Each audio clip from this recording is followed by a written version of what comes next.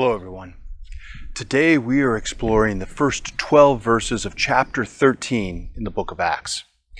Now if you haven't already caught on, there's a distinct pattern that we see when it comes to how God makes changes amongst His people. Nothing new begins without the initiation of the Holy Spirit. The church was born on Pentecost when the Spirit showed up. The inclusion of the Gentiles happened when God engaged Peter. And today, the missionary movement begins when the Holy Spirit directs the followers of Christ. Listen to this at verse 2. One day, as these men were worshiping the Lord and fasting, the Holy Spirit said, "Appoint Barnabas and Saul for the special work to which I have called them." So, after more fasting and prayer, the men laid their hands on them and sent them on their way.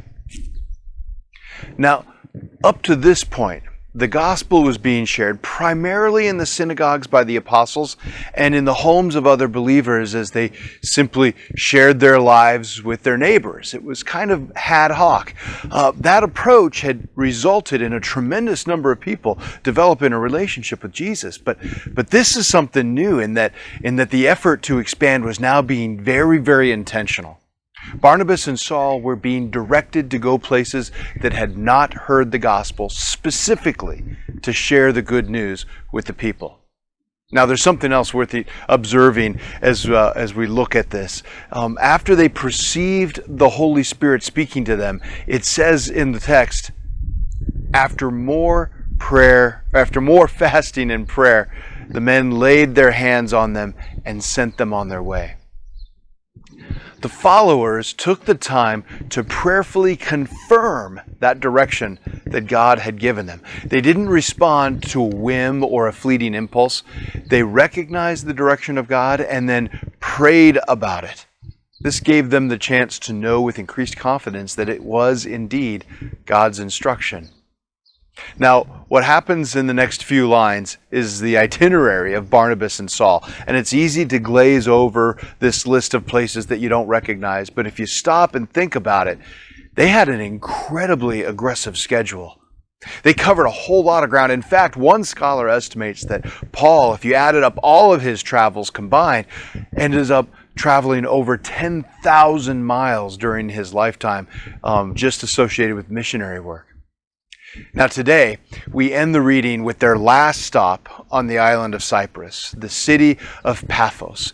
It's on the west coast of the island, and the governor there had an advisor that was a magician, a prophet by the name of Bar Jesus, or Elymas in the Greek. Now, it wasn't uncommon for Greek authority figures to enlist the services of pagan religious figures as advisors, though it seemed a little bit like using a magic 8-ball to make important decisions. What's that, honey? You want me to take out the garbage? Just a second. No, I wouldn't count on it. At any rate, this would probably have gone unnoticed had it not been for Bar Jesus feeling threatened by these Christian missionaries. The result is a direct conflict with Saul beginning at verse 9.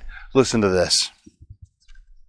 Saul, also known as Paul, was filled with the Holy Spirit, and he looked the sorcerer in the eye. Then he said, "You son of the devil, full of every sort of deceit and fraud, an enemy of all that is good. Will you never stop perverting the true ways of the Lord? Watch now, for the Lord has laid His hand of punishment upon you, and you will be struck blind. You will not see the sunlight for some time." Instantly, mist and darkness came over the man's eyes, and he began groping around, begging for someone to take his hand and lead him. Now the governor saw this happen and immediately became a believer. More importantly, we see that the words of false prophets cannot stand in opposition to the truth.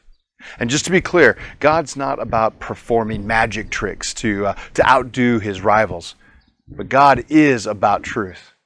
And that's what I'm walking away with today. The Holy Spirit initiates action and conveys truth. Our call is to respond by confirming the Holy Spirit's word to us that it is truth, and then taking that truth and sharing it with others. Have a great day, everyone. If these devotional videos are helpful to you, subscribe to our channel and click the notification button so you know when we post a new video. And of course, please share them with others.